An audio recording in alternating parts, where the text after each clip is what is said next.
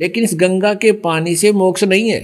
तो ऐसे ऐसे अमृत पदार्थ हैं सतलोक के अंदर। ये सैंपल है वहां का। भगवान शिव की जटा कुंडली में जटा एक ये जटा जो भगवान के शिव पर दिखा रखी है ना, ये बालों का जटा, और इसमें एक औरत का मुंह सा दिखाकर उसके मुंह से गंगा निकलती दिखा रखी है। ये तो एक बनावटी कल्पित है, ऐसा नहीं है। भगवान शिव के लोक में एक जटा कुंडली, एक डैम है, बहुत बड़ा सरोवर, बहुत बड़ा।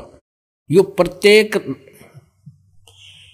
लोक के अंदर, जैसे शिव के लोक में, विष्णु के लोक में, ब्रह्मा जी के लोक में, सबके लोक में बड़े बड़े सरोवर होते हैं।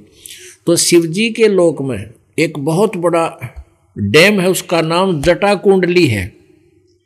उसका नाम जटा कुंडली डैम है। तो वो सतलोक से गंगा आई थी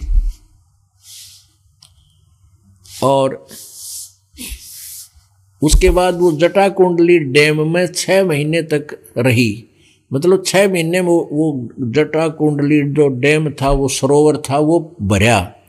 उससे भरकर फिर वो ऊपर आई। उसी समय भागीरथ जी तप कर रहे थे गंगा को नीचे लाने के लिए। उन्होंने कहा ना, गंगा ने आना था और भागीरथ ने जस पाना था। ये सारी कहानी अब समझ में आओगी।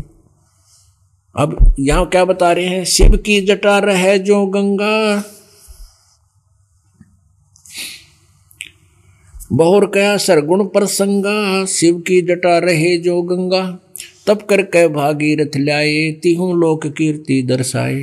गुप्त वस्तु प्रगट दिखलाई, निर्गुण सरगुण समझो बाई। कि या गंगा हमने ना दिखी थी, हमारे लिए अवेलेबल पृथ्वी पर नहीं थी।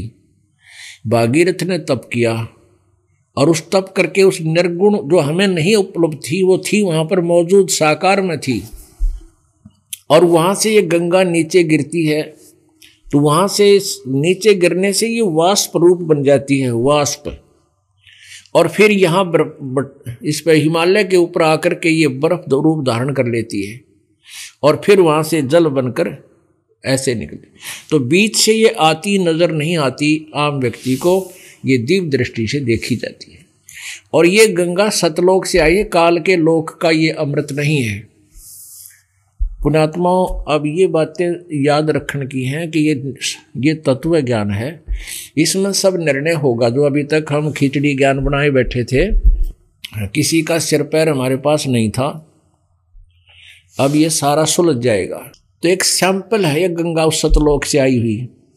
इसके गंगा के जल को कितने दिन रख दो खराब नहीं होता। क्यों? ये कहाँ से आएगी? इस पृथ्वी पर ही चल रहा है, तो ये कहाँ से आई? हमारी बुद्धि यहाँ तक थी, शिव जी की जटा में तो निकली। फू जो खा रखी नो एक औरत, अरे फूटे भाग मारे। भगवान शिव जी का एक डैम है और वो सतलोक से जब आई तो 6 महीना में वह भरी थी। वो भर के फिर ओवरफ्लो होना शुरू हो गया। उसी समय भागीरथ तप कर रहा था पहले से ही। तो जब ये ऊपर तो पड़न लगी फालतू होगा, जो भगवान शिव ने कह दी तथास्तु, ले भाई गंगा आ जाएगी। तो ये तो चलती का टोर मारनी है, चलती का टोर मारने वाले। तो ये सतलोक से आई थी फिर शिव के धाम में, शिव के धाम को डैम भर गया 6 महीना, फिर आगे चल पड़ी। अब वो पीछे से चल ही रही है और वो वहाँ से ओवरफ्लो भी हो ही रहा है। और यहाँ अब ये इस प्रकार ये गंगा आपको उपलब्ध है। लेकिन इस गंगा के पानी से मोक्ष नहीं है। तो ऐसे ऐसे अमृत पदार्थ हैं सतलोक के अंदर। ये सैंपल है वहाँ का।